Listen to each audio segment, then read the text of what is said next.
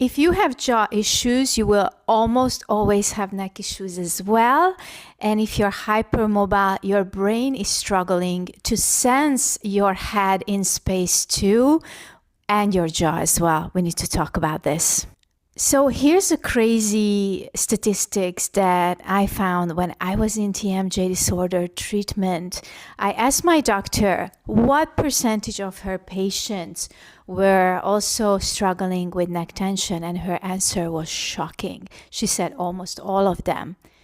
I know this firsthand because I was one of these patients of hers. As my treatment progressed, the TMJ disorder treatment progressed, I noticed an increasing tension in the back of my neck, right around here as I was chewing. Now here's the problem, that physios and chiropractors, generally speaking, are not trained to actually treat this problem. Their training is outdated, and I know this because 100% of my chronic jaw and facial pain clients who came to me for help were failed by physiotherapists specialized in upper cervical spine, specialized in the jaw joint. When I was going through treatment, I understood this connection, and this was the time when I started to develop a very gentle, very subtle, and honoring to the body, honoring to the story stored in the connective tissue, to create stability, to create this like a light bulb moment in the body, when the body was like, aha, this is what you want me to do. Now, to this day, I do these tune-ups. I call them tune-ups to remind my body where we need to create that connection, that light bulb, and turn on from time to time, and remind the muscles and the connective tissue to balance, stay balanced, turn on, and balanced.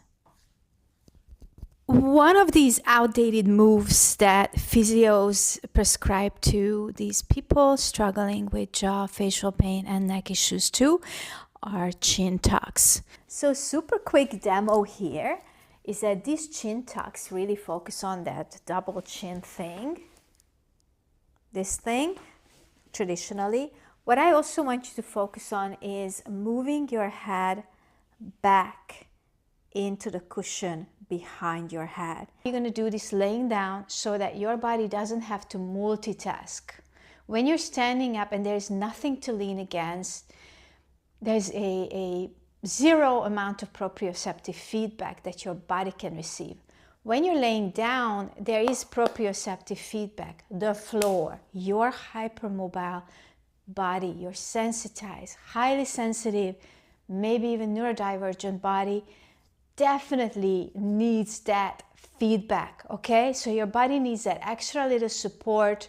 The brain needs that to boop, turn on the right muscles. These are the moves. I'm going to over-exaggerate them.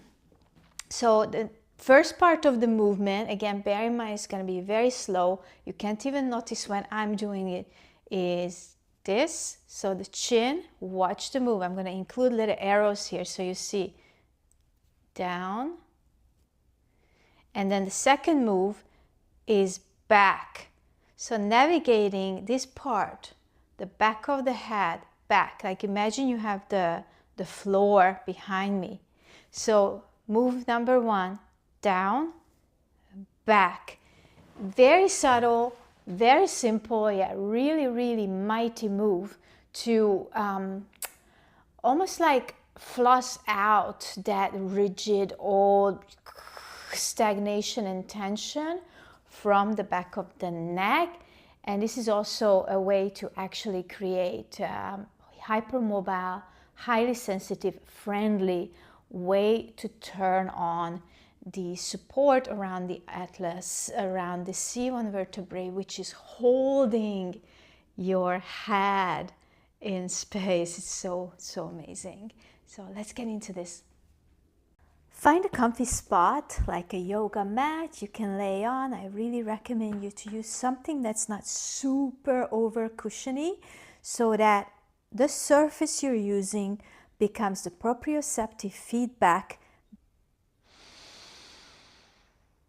Take an inhale. On the exhale, a little chin tuck. It's so subtle.